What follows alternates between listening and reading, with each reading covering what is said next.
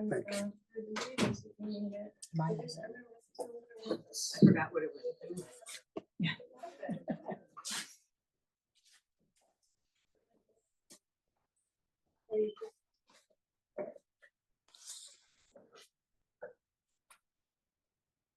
Alyssa, what do you tell me when? You're good. Oh, okay. That's in the recording. All right. Well, I'm really excited to introduce these two poets. So I'll give them each their own introduction and we'll read the both at the same time. So Allison Adair is a poet, an essayist, and an educator. She's the author of The Clearing, which is right over there, a beautiful book, which was selected by Henry Cole as winner of Milkweed's Max Rickbo Poetry Prize. Beautiful prize. Her poems appear in American Poetry Review, Arts and Letters, Best American Poetry, Kenyon Review Online, and Ziziva. And her work has been honored with the Pushcart Prize, the Florida Review Editors Award, the Orlando Prize, a Massachusetts Cultural Council grant, and first place in fine line competition from Mid-American Review. And I also learned from your website that her book was noted in the New York Times as a wonderful book. So she's very modest in her bio. Originally from Central Pennsylvania, Allison teaches at Boston College in Grove Street.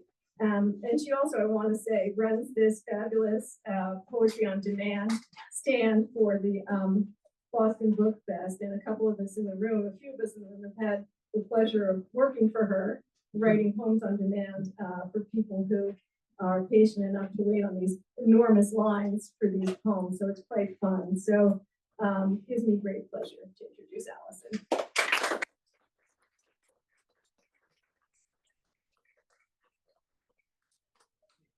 I'm gonna set a timer so it don't go too long. You know that. So my mother, Carol Caruso, thank you to Paula for mentioning my red hair. When you were saying that, I was like, oh, I'm home. My mother saw the announcement for tonight's meeting and she looked at me and she said, but how did they know? So my first poem I'm gonna read is for her.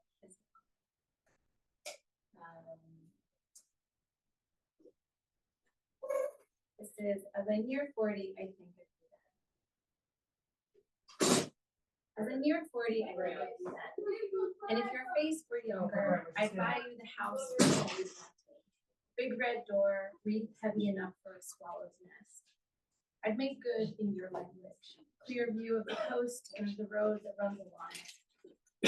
Shortbread every morning, boats in the distance, so you can depend on something coming back better than ever. As it is, you're almost 70, wincing without moving your lips, though you'll deny it. You feel like a poser now, a stranger, you say, at the beach. Once it was all you knew. Bonfires and canned stomachs. Anyone could have loved you. I'm sorry for what's next. You stranded at a gas station in Ohio, infant surgery and the cast that followed, years my father spent holding the Bible as you swept and stewed, saved, let out hands. While we kicked and bickered, your 30s away. If I could go back to the dark farming soil, I'd rip out the hyacinths and plant you a lifetime of hydrangeas. You'd find yourself there between chestnut trees, sand and all. She always says, can't you write about happy stuff? Allison, you want to hire? Is this okay? No, It's a no.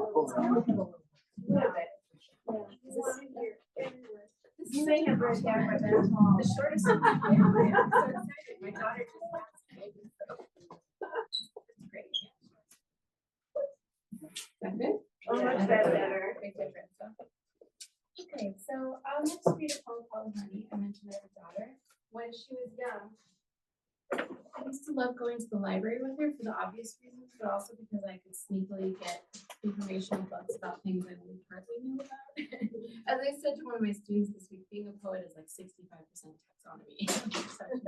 So this was a particular book that she got about, I think it was about stomachs.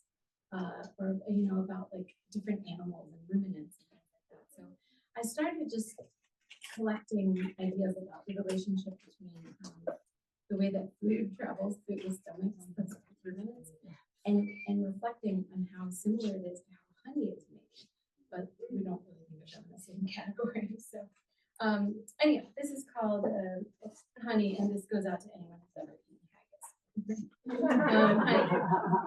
Of the sheep's 4 stomachs, which would we jar, which stir into tea? Abomasum, omasum, reticulum, rumen. Amen. Cud does leave the gullet like prayer, and lettuce hem reticulum shares its name with the honeycomb's neck. But for a throat flayed raw, who among us would slice the distended balloon, harvest its porridge the color of bloat, spoon it on a child's tongue? Tell me how honey's different.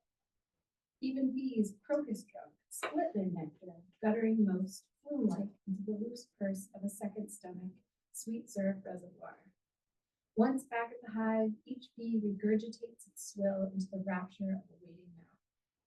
Gut to gut, so nectar passes in chains, the fury of 20,000 wings boiling off all water. And what do we produce? What sap? Bees' profound necking falls beyond our French kiss, closer to the queer plunger of live birth. Yet, in the dim thrill of evening, we advance. Why does a body turn inside out like a sleeve at the soft shock of lips unsealing, letting us in and out like a canal slip? To those I have kissed, on granite stairs and idling trains, under a roof cut out to frame the sky, what passed between us? How did it harden? Whom does it nourish now? Wow.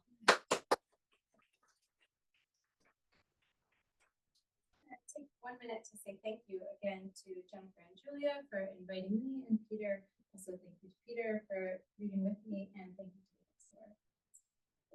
I'm going to read 2 poems now. I'm really excited to read, actually. 2 poems about mining. I'm from Pennsylvania, so mining is a big thing, but my sister moved out to Colorado and married a miner, and I was struck by how different coal mining is from metal mining, like precious metal mining. Just the attitude is completely different. So I'll first read one called Mine Fire at Centralia, which is a place in Pennsylvania that is an underground coal mine that caught fire in, I think, the 70s, 60s or 70s, and just was shut down. And there's a few row homes that, like 2 or 3, where people refuse to be bought out, refuse to leave. So they're just like, pieces of cake left. But the whole place is just a toxic area now. 2 poems about mining. Mine Fire at Centralia. At one point, voices clattered like black stove doors. The mine chewed and hopped. Beneath this viscid town, a swarm of locusts centralized. No one needed the future to shine. It glinted, a hunk of anthracite jutting like the villain's hard jaw. Things were easy to classify. You and I drove in on the only road left, years after eminent domain, after the place had been hollowed above ground too. Wire fences unrolled to keep us from questioning what might have been. Your temple vein slept for once. Instead of the car, our world item, a film of sulfur steam frothing the ether between us. We lay in the remaining grass, 2 lone row homes of a ghost town, buttressed by spalling brick, stale as a cut plant's crest. We knew something about that fire, why they let it burn so close to the vein, how it spreads. Under your shirt, my hand dislodged a sore, sullen ember, dank, the sweet, smoldering peat that would consume us before I'd ever agreed to pack up and go.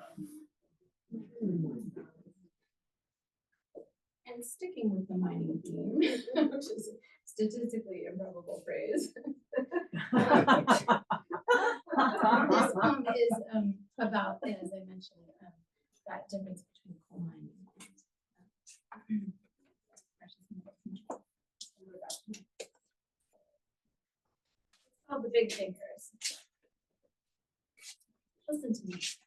When he opens the door covered in black, you think you know that half grime, half brown color, Same as the runny coal slurry that coated our skin while we swam in the Connecticut Winnet before any dam held things back that we assumed was just ancient mud jumping up from the seam of the pipeline like enthusiastic licorice. You think you recognize in his fingernails that same dismal pudding we took into our mouths just to spout it back into the creek, rotting waves dotted with shredded inner rubber bits were everywhere, remember? After that voyage. A man from the city, two first in fact, but not before his back flashed at the surface, stained with the same dense shadows you've seen haunting your husband's work clothes, or think you see, thick as hide, well after you've sung the kids to sleep. I'll say it plain, we're not from there. Out west, things are big under a big sky with clouds you have to imagine hard. It's that blue. Blue the way people on coasts insist water should be because it once was somewhere we've never been. The color of 19th century dreams, elemental and distinct, as if each object in the world had just emerged dripping from the vat of pure pigment, unambiguous. Red earth, green trees, white stars, and under it all, gold. Gold, the color of a man in a new suit walking around town with no one to answer to. Listen, I'm telling you, we don't know that man. Out there, they're big thinkers, necks like dragons ready to fly until the mountain peaks leap higher with hungry gold flames. Big, big, shipping whole yards of equipment over the northern ice to that island in Alaska, an ark stocked with pairs of ridiculous fantasies. When the snow melts for a few weeks in summer, that island's just waiting like a glass candy dish, waiting for them to come stick their hands in so much gold it's a cancer. Eating away at the red soil until the ground itself could sink to the bottom at any moment, down into the hollowed out space. They better get there and quick once it's down and divers can get it and have it and flash it and spend it. Big, fat bankroll swelling in an imaginary pocket is them while our people just do. Slowly, in the dark, low mines of Bethlehem, Centralia, like he coughs away with a thick sleeve, knocking at the walls of loose dirt with an axe the size of a cocktail spear, chipping away at the dark rock till the rain shines but only slightly, and if you have your headlamp, you see our scale isn't big. We're the thin pink lung of a winded canary, watery yellow or less even, the color of barely breathing feathers, so light they could carry the bird and all those big thoughts to some warm place, somewhere bright with a Sunday walk. All of us spewed out on a single gust from the ventilator. Back here, new sprout roots in the sledge were setting up for a long, dark day, not discovering, just uncovering and dragging generations of shovels across the wet streaks somebody says should break out here.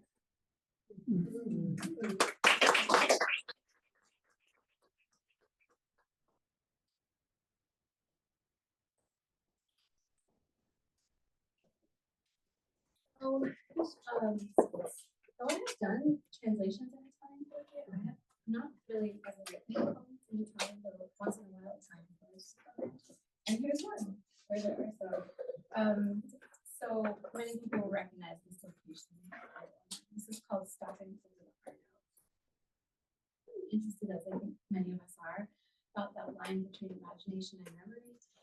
You know, where you are when you're imagining something, but you actually in reality are living in some other place. The same thing with memory. Where are you? Questions, I guess, that line. Stopping over the Arno appropriately. For all we know, they only paused on the bridge. It was evening, or might as well have been, toucan orange low along the water, smeared to the keystones. It wasn't the real place. They tell themselves that now. But where else would she murmur what she never will again, breath thick as the rain-swollen wheel of the wood cart, discernible words blurred by his thumb, what was once or not this will not. If we could find our old lexicon, the book would offer alternatives for love. Something wetter, green paint drying without a sign, one pair hanging left on the tree, beaded with relief and resignation. She wouldn't let him touch her as he had, forcelessly. Here, arched over a river, swallowing its impulse for a current, balanced on the curve, shallow as a sloth's long claw, she couldn't imagine not moving it in his head, turning as it had, heavy against her fluted ribs. Were we ever there? She wouldn't recall his hands securing her waist, the railing, its dim rod. Even now, she can't hear the flags whip, break in the sky, the salt in the man's voice shutting accidenti, as wind from no direction billows the woman's cotton dress, lifts it into the clouds of the night. And let's see, I have a bit more I'll read from the book, and then one that just came out last week under the review that I've never read. So having grown up in a really rural area, it really makes me laugh and kind of trips me out that my daughter's growing up in Boston, right on Beacon Street. Years ago, we were at the entrance to this trailhead in New Hampshire, where Glasgow, and it was a rainy day, no one was around. And she was maybe 4 or so. She put her hand up on my arm and my husband's arm, and she said, "We can't go in there." It's too quiet. It's so funny, you're quiet. So anyhow, I started to think about, city life, her life in the city, and how foreign it is to me. So this is called city life. And I would offer you an apartment, call it in my building, but you'll hear about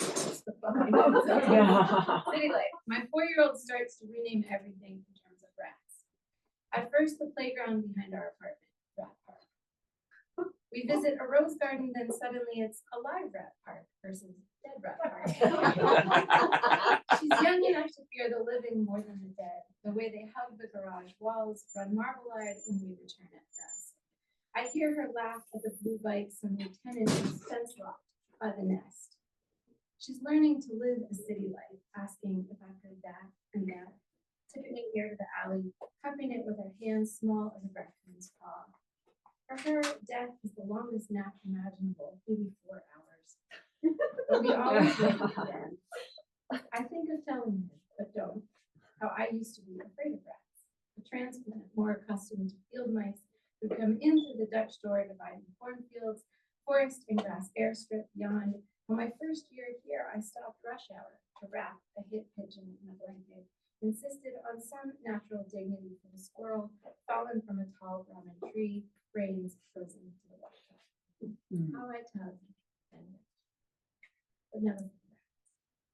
For months, I stepped around the fat, wolf-colored one, skull knocked by a parking jeep outside my office, as it grew flat and flatter, gas and liquid and old poison leaking into familiar ground, until just tufts of rind and hair remained, and only for those who remembered. How I kept my distance day after day until I came to love her just in time. I think I will read.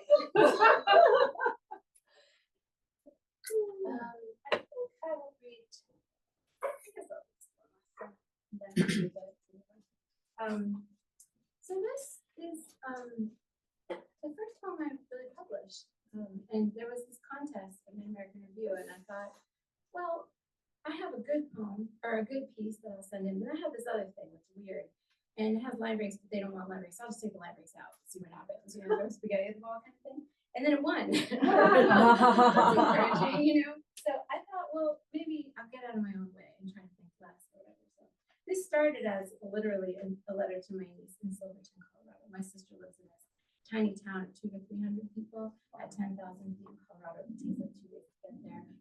No priest, as my parents say. If there's no priest, it's not really a town, but no priest, no grocery store, no doctor. But there's people there, and luckily a lot of EMTs. So I got to thinking about the version of my sister. My niece would know. Letter to my niece in Silverton, Colorado.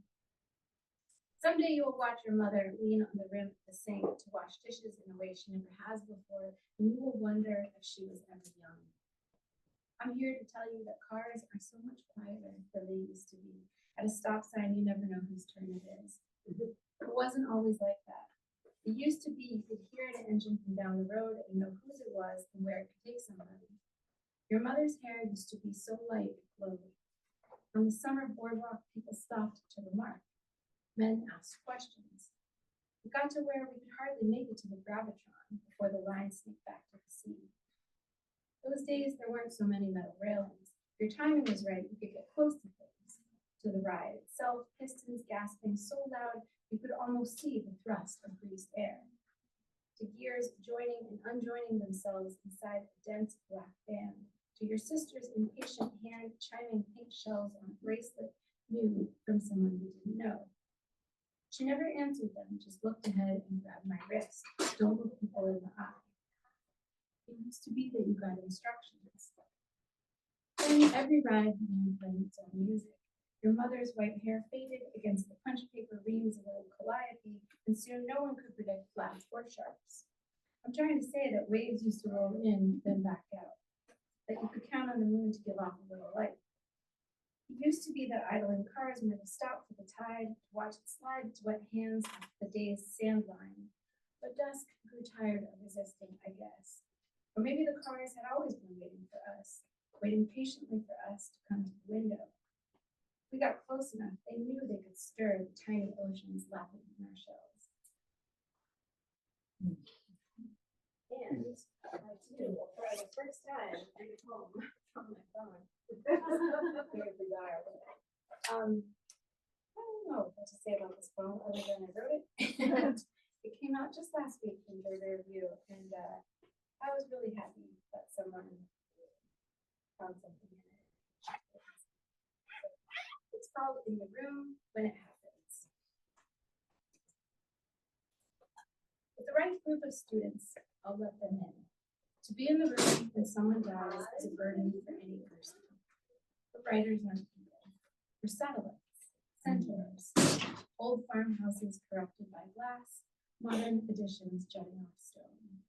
Death for us is the universe noticing us noticing and putting on a show. Letting neckline fall below collarbone. Being in the room when it happens is a gift, and yes, I have been there and have seen lips part of the most and least powerful. I've smelled the rude bloom of rot, I've held it in my arms till morning. And I have been the room, too, where it happens, you, knowing nothing of this as I lecture on about the view from my hospital bed, where I lay buried down, the river outside resisting, a rower's stiff oar just enough to make the hard labor worthwhile. Cars dotting the centrifuge of an evening's commute. I swear, I thought of Caesar, of Alexander the Great, of all the wars and Helen and women who have screamed unhistorically into the body's dark void, of animals growling the untranslatable, and this, my friends, was a Tuesday, slightly after 4 p.m., and hardly a soul knew or cared that my own graveyard had grown a tree, and that tree fruit, and there I was again, that room that held all those lasting lasts, and what a gift to behold this secret place I carry with me still, even tonight, this night, as I write this, as once again I begin to rest.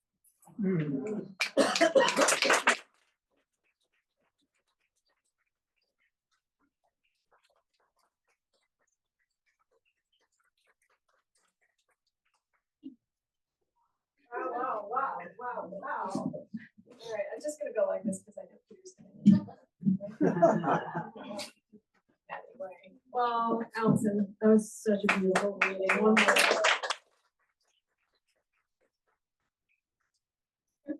I didn't do that. Okay. Okay, so I'm going to introduce to you Peter Covino, and I also went searching on your website too. Peter is a poet, a translator, an editor, a scholar, and a teacher. He's the author of the full-length poetry collections, Cut Off the Years of Winter and The Right Place to Jump, both of which are from Western Michigan Press, right? He's also the editor of a co-edited collection of essays about Italian American culture. And most recently, his award-winning translation, which is over here, What Sex is Death? Dario Bellezza's Selected Poems, which was the winner of the Wisconsin Press Prize for Poetry and Translation. He's won numerous fellowships and prizes, including the National Endowment for the Arts Translation Prize and the Penn Osterwheel Award. As a native-born Italian who immigrated to the U.S. as a child, Peter's translation work is inspired by his Neapolitan culture and his 14 years of work as a professional social worker, which I got from his web, but which is also really, I think that the past work that poets do so informs the work that they currently do, and I think that's such a special thing about Peter's history. And also his scholarly work. I did want to say something about his commitment to Italian American studies. We have anthologies, we have essays. We have a working poet and editor who is reading current contemporary work by other Italian and Italian American authors, and that's so important. We need that so much in our intellectual history here. He's also the founding editor of Barrow Street Press. He was the poetry editor at Via, Voices in Italian Americana for 13 years, and we now have the current poetry editor right there too. So go see Maria and bother her about your poems. He teaches at the University of Rhode Island, and I had the great honor of speaking in one of his classes, and he's an inspiring teacher. His numerous essays on Italian American writing and other topics appear in numerous publications. And I would say he's also a great friend of mine, so welcome, Peter.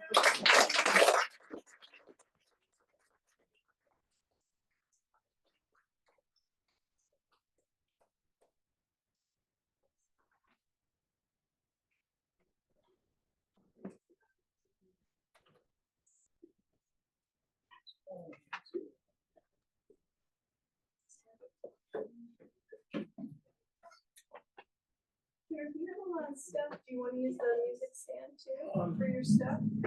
Maybe. How are you? I just came in from Vermont. Nice to see you. I just arrived. You see, this is the Vermont. I have these object constancy issues. I brought like everything I've ever written with me, just in case I decide to do something different than what I had planned. So thank you so much for staying. And Julia and Jennifer, my heart is swollen for you with gratitude. And Maria, for everything you do, I'm so grateful. And I love Boston. So fun to walk around. I feel like I know nothing every time I'm here. So since I'm going to read more from my new translation, I wanted to read a couple poems that inspired this work.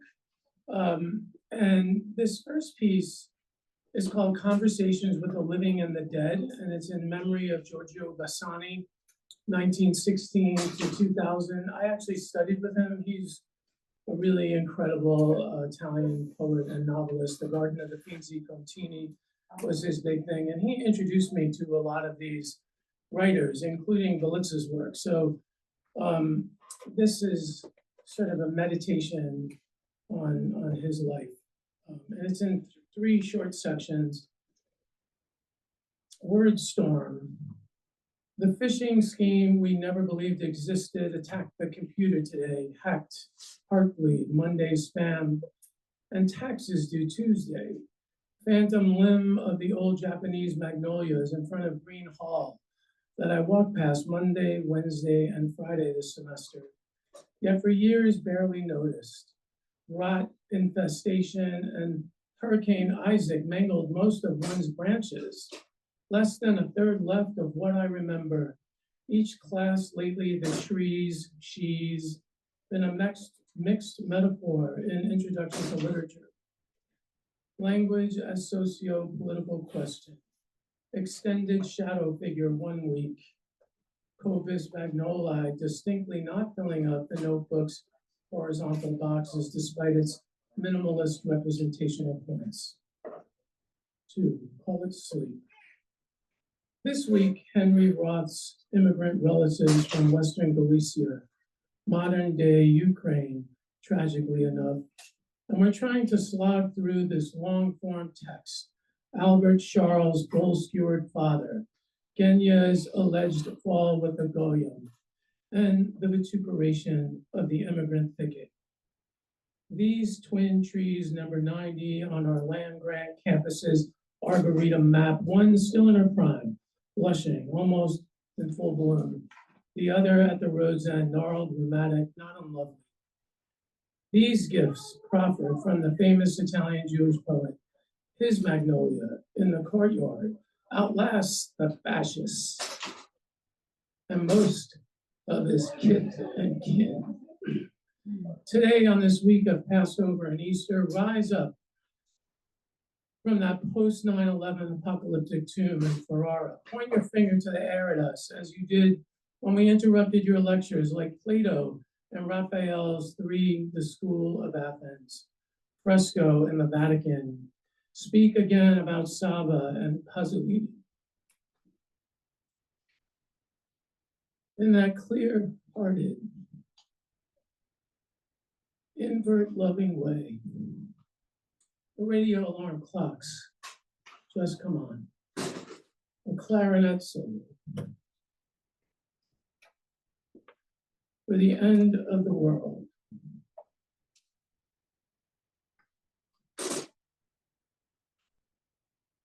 The instrument's disembodied spine, floating vertebrae, poised in front of an empty stage's abyss of birds. This morning, these ground down stones of your heart's shore, the sand and the hourglass's unattainable gleam. Sorry. I started thinking about family in that, and like, you're my family, and people die, right? And suddenly, like, the fascists are back. Yeah. Unbelievable. And this one also meditates on some of the post-colonial history that inspired this book project, and it's called God Provides. In Italian, Dio provvede, a mother's dandelion greens cut from her own backyard, chicory, beet greens too, even weeks-old slimy lettuce, they'll never know, skilleted with a pinch of salt and cayenne. We continue to buy her in those wasteful, fancy plastic receptacles. Annoyed after repurposing them for the umpteenth time. How many sewing kits can we need? How many plant germinating containers? In 1936, when Edith Wharton reimagined Roman fever, more than 700,000 Ethiopians were on their way to slaughter or famine at the hand of Italian colonialists. Our grandfather fought in earlier incursions of that war. This is not apocryphal, but Dio provvede. He returned in one piece, more or less, as Mussolini likewise had just laid waste to 8 acres of centuries-old habitations, churches, villas, hills, gardens, making way for Via dei Forti and Piediali, wider roads and improved tourist view. That same year, Ralph Ellison pens Party Down at the Square and leaves his riveting tale of an anonymous lynching hidden among his papers, not to be discovered until after his death late in the century. A decade earlier, in the mid and late 80s, 2 defining incidents. Michael Griffith, a Trinidadian immigrant, struck dead by a car on the Belt Parkway after being chased by white men from mostly Italian-American Howard Beach. Yusuf Hawkins, a Black teen, shot to death by a bat-wielding mob of 30 mostly Italian-American young men in an act widely described as a lynching. What did God provide then? What does God provide now, as some rabid Italian-Americans turn away from their immigrant roots, playing whack-a-mole in this trampled garden?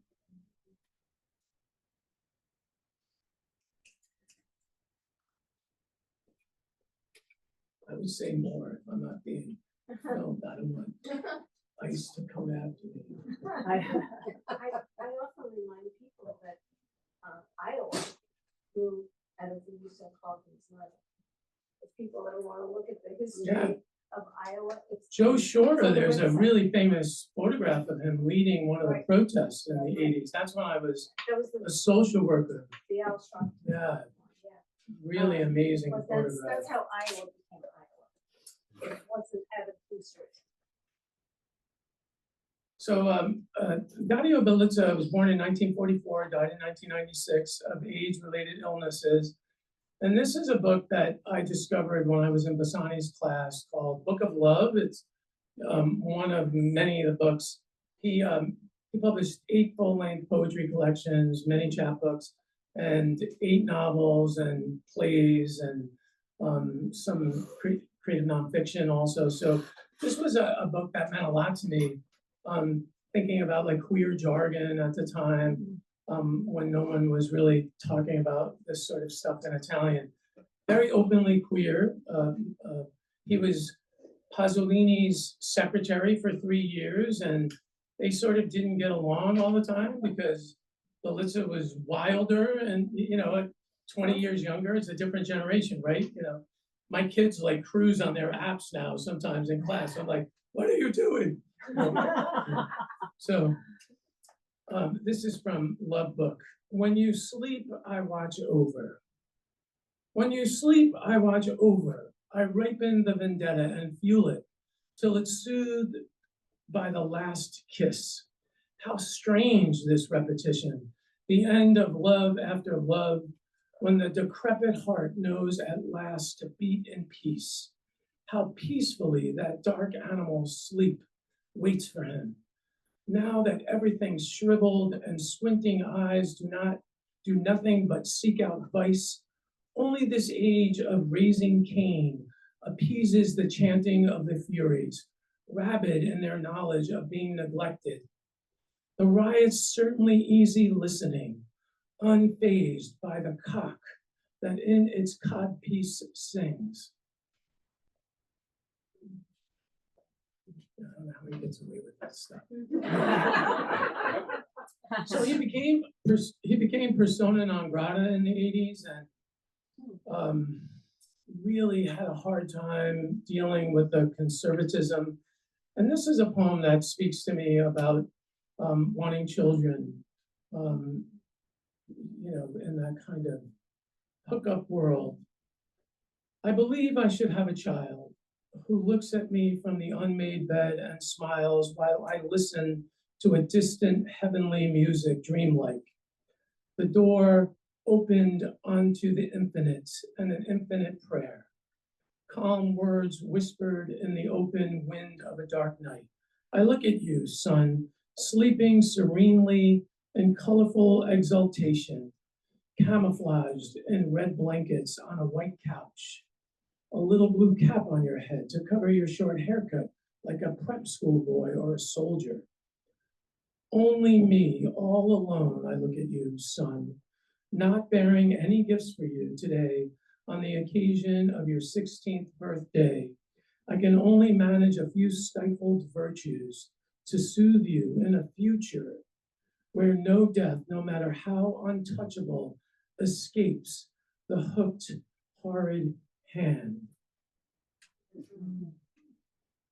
And during this period, you know, there was a kind of an increasing fear and an intensity. There was a lot of anti-gay violence and murders, and he became a gattaro, you know, somebody who like really likes to take care of the cats, and he transfers a lot of his romantic desire onto like we all do, right? Like, you know, our dogs sleep with us. Yeah. May, a rainy day, the sky up there hopeless, uncertain, threatening rain that will purge the creatures I passed, a phantom wrapped in paradisiacal sin, in front of these ancient rooms. And there, 3 little meowing creatures invited me to suffer with them. They were in a plastic bag, clammy with dew but alive, and I gathered them up before a whole concert of stray cats that waited for food from the cat ladies. I was by now a cat. Eyes of the siren cat women watched me singing while I rushed, anxious to help. I ran off with the bag, and the cats ran after me, contented. The blind kitties agitated about, looking for teats that I didn't have, armed instead with a thin eyedropper. I was certain to lose myself in that universe of cats.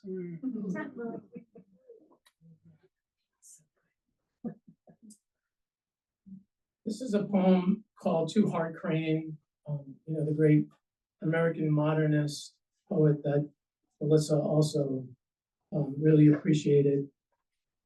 Too Hard Crane.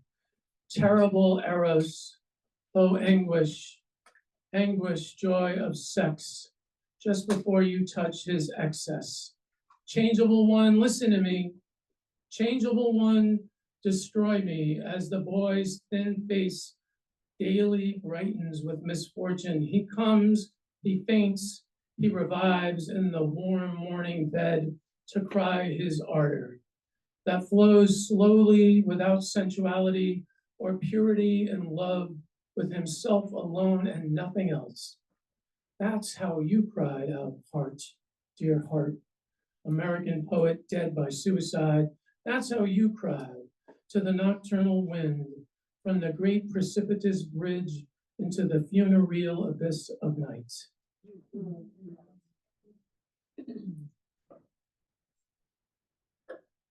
And this is a poem from a book called Serpenta, when he started to realize that he was HIV positive. And it's also quite playful in a way, even though it doesn't feel that way, because there was this way that a lot of queer people in Italy would speak in French.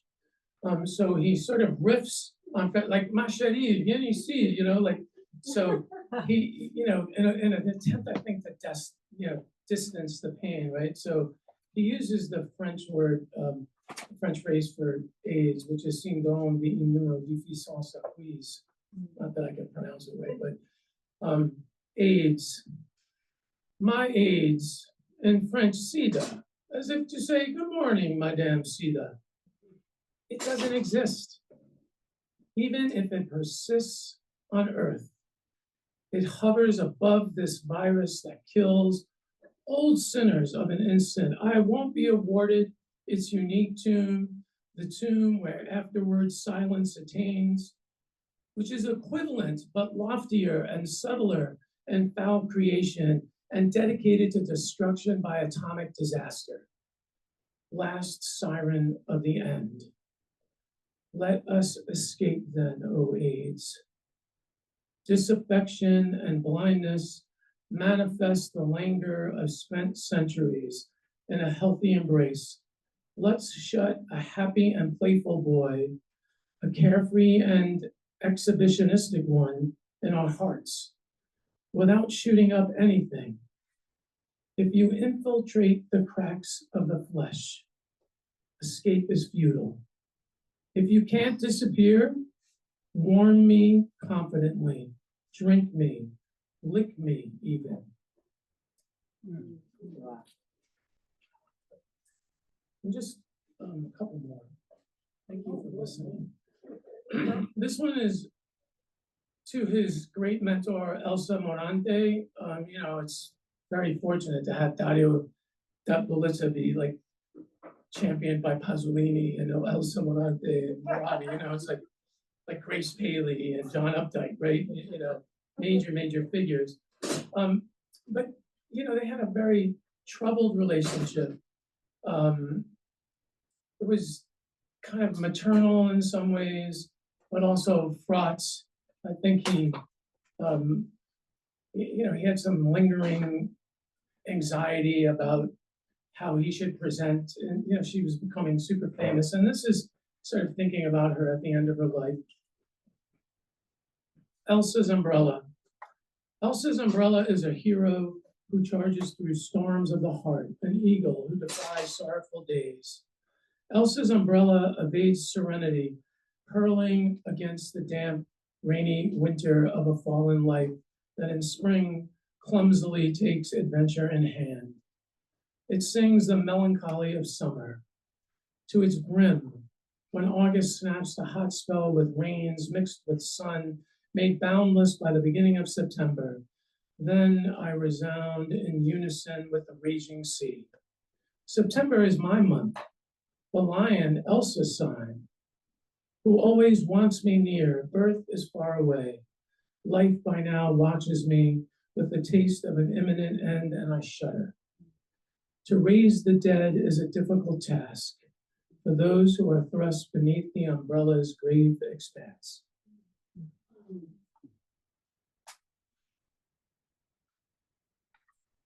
I'm going to read this one in Italian first. You'll be able to follow, and then in English. Ora tra I morti, mio libero fratello, tra I morti di un lontano cimitero, sarai di sudore vuoto e di sangue, freddo solo del calore della terra. Se batterà d'estate ancora il sole calmo nel cielo senza nuvole, e il pianto dell'amante resterà, secco, fissato sulla guancia asciutta. Indistinto amore, ti porterà fra i venti alla distruzione, e il nulla ti sarà compagno fedelissimo e insaziato. Now among the dead, my liberated brother, among the dead of a distant cemetery, you'll exist empty of sweat and cold-blooded, alone in the heat of earth. If the sun once again stalls in summer calmly in a sky without clouds, and the lover's tears remain static, fixed on a dry cheek, dispassionately loved, will carry you among the winds of destruction, and nothingness will be your faithful and insatiable friend.